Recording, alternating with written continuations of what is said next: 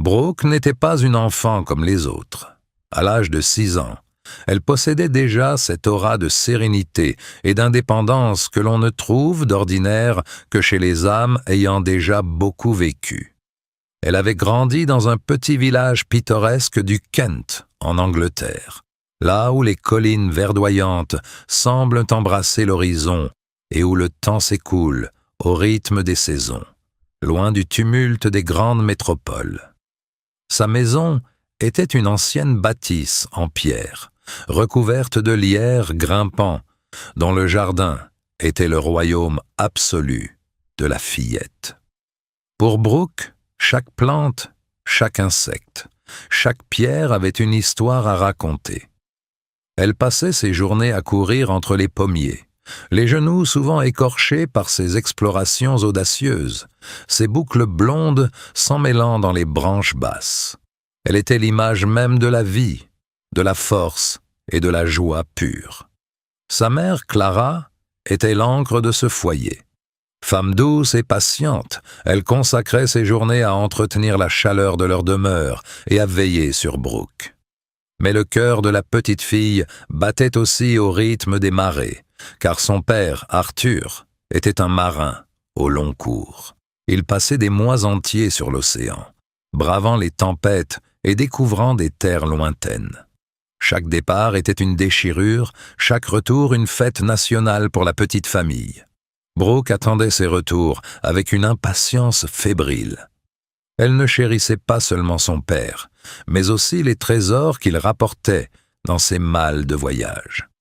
Dans sa chambre, on trouvait des coquillages nacrés des Caraïbes qui murmuraient encore le chant des vagues, des sculptures en bois d'ébène venues d'Afrique, des poupées de porcelaine d'Europe centrale et des livres d'images colorées ramenés d'Amérique. Mais aucun de ces objets ne pouvait rivaliser avec ce qui allait arriver. Un après-midi d'automne, alors que le vent faisait danser les feuilles d'or dans la rue principale du village, Arthur apparut au loin. Brooke, posté comme à son habitude devant la barrière en bois, poussa un cri de joie qui fit s'envoler les moineaux. Elle courut vers lui de toute la force de ses petites jambes et se jeta dans ses bras. Cependant, elle remarqua immédiatement quelque chose d'inhabituel. D'ordinaire, Arthur brandissait fièrement un paquet emballé de papier brillant ou une boîte mystérieuse. Cette fois, ses mains semblaient vides, ou du moins, c'est ce qu'elle crut jusqu'à ce qu'il s'agenouille devant elle, un sourire mystérieux aux lèvres. « Cette fois, Brooke, ce n'est pas un objet que je t'apporte, » murmura-t-il d'une voix grave. « C'est une responsabilité. C'est un ami. » Il ouvrit ses mains calleuses. Au creux de ses paumes reposait une créature minuscule, fragile et pathétique. Un oisillon de corbeau, à peine couvert de quelques duvets noirs, ses yeux encore clos. Il semblait être tombé du nid lors d'une tempête sur les côtes où le navire d'Arthur avait accosté. « Un corbeau ?» demanda Brooke, fasciné. « C'est un oiseau d'une intelligence rare », expliqua son père. « Si tu t'en occupes, si tu le protèges comme s'il était ton propre enfant, il te rendra cette loyauté au-delà de ce que tu peux imaginer. » C'est ainsi que Jasper entra dans leur vie. Brooke accepta cette mission avec une gravité surprenante pour son âge. Elle comprit instantanément que ce petit être dépendait entièrement d'elle. Les semaines qui suivirent furent consacrées à la survie, puis à l'épanouissement de l'oiseau. Brooke apprit à préparer une nourriture adaptée, utilisant une pipette pour l'hydrater et lui donnant de petits morceaux de viande. Elle lui installa un nid douillet près de son lit, et Jasper, sentant la chaleur et la bienveillance de sa petite protectrice, grandit à une vitesse fulgurante. Le corbeau devint une ombre noire et élégante, toujours perchée sur l'épaule de la fillette. Brooke, avec une patience infinie, commença à lui apprendre des tours. Elle découvrit que Jasper pouvait rapporter des objets brillants, qu'il comprenait des commandes simples et qu'il semblait même réagir aux nuances de sa voix. Entre l'enfant et l'oiseau, un lien invisible mais indestructible s'était tissé. Jasper ne se contentait pas d'être un animal de compagnie. Il était son confident, son gardien. Lorsqu'il fut en âge de voler, une certaine appréhension gagna Clara et Arthur. Il craignait que l'oiseau, une fois ses ailes déployées, ne réponde à l'appel de la forêt et ne disparaisse à jamais.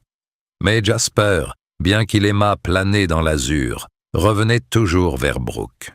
Il décrivait de grands cercles au-dessus du jardin, puis d'un piquet magistral, venait se poser délicatement sur le bras tendu de la fillette. Ils passaient des heures ensemble, sous le grand pommier au fond du jardin, un lieu que Brooke affectionnait particulièrement pour sa tranquillité. C'était un après-midi de fin d'été. L'air était lourd et saturé du parfum des fleurs sauvages. Brooke jouait seule sous son pommier favori, croquant dans un fruit qu'elle venait de ramasser. Jasper était perché sur une branche basse, observant sa maîtresse d'un œil attentif. Soudain, le silence du jardin fut brisé par un bruit d'étouffement sourd. Brooke se leva brusquement, portant ses mains à sa gorge. Son visage, habituellement si rose, vira au pourpre, puis au bleu, livide. Un morceau de pomme s'était logé dans sa trachée, bloquant totalement le passage de l'air. Elle essaya de crier, mais aucun son ne sortit de sa bouche. Ses poumons luttaient désespérément. Son corps s'agitait dans une danse macabre contre l'invisible. Jasper, sentant la détresse immédiate de l'enfant, commença à pousser des croassements stridents, d'une violence inouïe. Il battait des ailes frénétiquement, volant de la branche à la fenêtre de la cuisine où Clara s'affairait. Alertés par ce vacarme inhabituel, les parents se précipitèrent dehors. Ils trouvèrent leur fille étendue sur l'herbe, inanimée. La panique fut instantanée. Arthur la prit dans ses bras, hurlant son nom, tandis que Clara appelait les secours d'une voix tremblante. Sans même prêter attention à Jasper qui continuait ses cris déchirants, ils chargèrent Brooke dans la voiture et foncèrent vers l'hôpital le plus proche. L'oiseau resta seul dans l'allée, regardant la voiture disparaître dans un nuage de poussière. Mais il ne resta pas immobile longtemps. Ses ailes puissantes le portèrent dans la même direction, son instinct le guidant vers celle qu'il aimait. À l'hôpital, l'agitation était à son comble. Les médecins s'empressèrent autour du petit corps inerte. Pour eux, le temps était l'ennemi. Le manque d'oxygène avait été prolongé. Ils examinèrent ses poumons, firent des radiographies thoraciques en urgence pour chercher une obstruction pulmonaire ou un signe de détresse respiratoire interne. Mais dans la précipitation et l'angoisse, ils ne pensèrent pas à vérifier scrupuleusement la partie supérieure de la gorge, supposant que l'arrêt respiratoire était dû à une défaillance soudaine ou une embolie. Malgré toutes les manœuvres de réanimation, le verdict tomba, glacial. Brooke fut déclarée morte. Clara s'effondra dans les bras d'Arthur, dont le monde venait de s'écrouler. Pendant ce temps, derrière la vitre de la chambre d'hôpital, un bruit de bec contre le verre se faisait entendre. Jasper était là, frappant avec acharnement contre la fenêtre. Le personnel hospitalier, agacé par cette présence qu'il jugeait lugubre et inappropriée dans un lieu de deuil, chassa l'oiseau à plusieurs reprises. Un corbeau est un oiseau de mauvais augure, murmuraient certains infirmiers. Ils ne voyaient pas la détresse dans l'œil de l'animal, seulement une nuisance noire.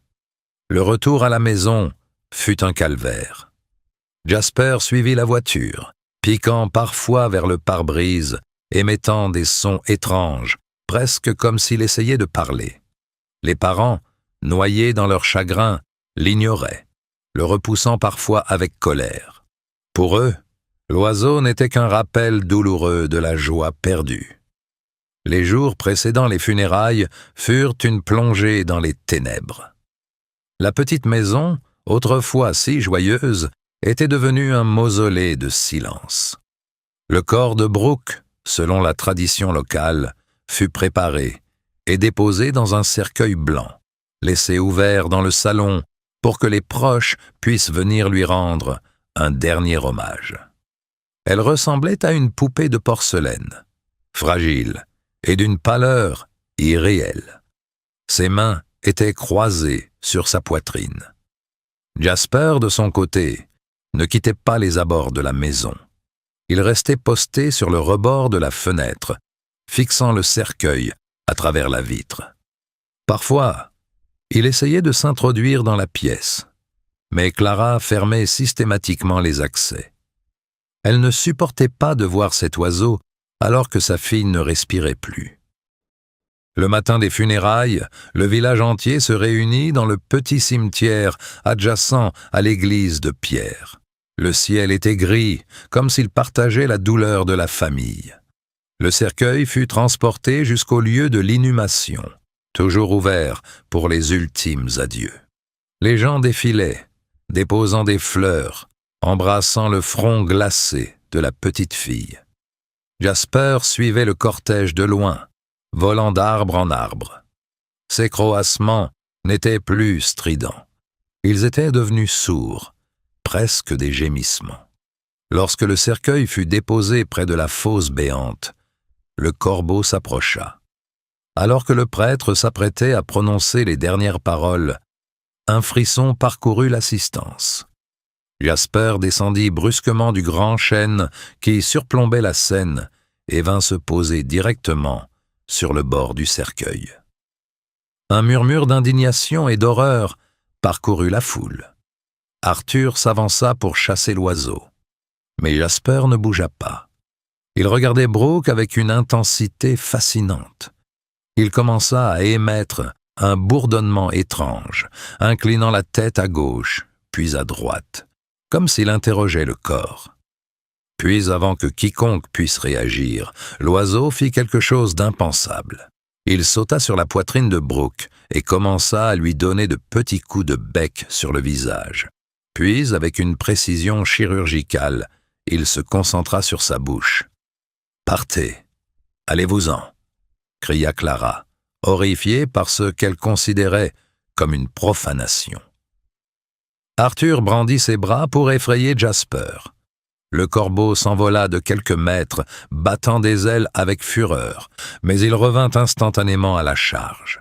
Il semblait possédé par une volonté supérieure. Dans un dernier geste désespéré, il enfonça son bec entre les lèvres entr'ouvertes de la fillette et tira avec force, tout en donnant un coup sec sur sa gorge, avec ses pattes. L'assistance resta pétrifiée. Et c'est à cet instant que le miracle se produisit. Un bruit de succion, suivi d'un violent spasme, secoua le corps de Brooke. Un morceau de pomme noircie, de la taille d'une grosse noix, fut expulsé de sa bouche et roula sur le tissu de satin blanc du cercueil. Puis, un premier souffle, long, sifflant, douloureux. Brooke ouvrit les yeux. Elle se redressa lentement, comme si elle sortait d'un long sommeil brumeux, et regarda autour d'elle avec confusion. Le silence qui suivit fut plus lourd que celui de la mort. Puis un cri de joie pure déchira l'air du cimetière. Clara et Arthur se précipitèrent, sortant leur fille du cercueil pour la serrer contre eux, vérifiant qu'elle était bien réelle, bien chaude, bien vivante. Les médecins expliquèrent plus tard que Brooke n'était pas morte, mais plongée dans un coma profond dû au manque d'oxygène. Son rythme cardiaque était devenu si lent et sa respiration si superficielle qu'ils étaient devenus indétectables pour les instruments de l'époque et sous la pression de l'urgence. L'obstruction dans sa gorge n'avait pas été vue lors des examens initiaux focalisés sur les poumons. Jasper, lui, n'avait jamais cessé de savoir. Il avait senti la vie qui pulsait encore, très faiblement, au fond de sa maîtresse. En utilisant son bec, il avait agi là où la science avait échoué, libérant les voies respiratoires et provoquant le choc nécessaire pour réveiller le système nerveux de l'enfant. Aujourd'hui encore, dans ce petit village du Kent, on raconte l'histoire de la fille et du corbeau. Jasper ne fut plus jamais chassé. Il devint un héros local, respecté de tous. Brooke grandit en gardant une cicatrice minuscule sur la lèvre, un rappel permanent du baiser de la vie que son ami ailé lui avait donné. Cette histoire nous rappelle que la nature possède des sens qui nous échappent et que la loyauté d'un animal peut parfois franchir les frontières que l'on croit infranchissables, même celles de la mort.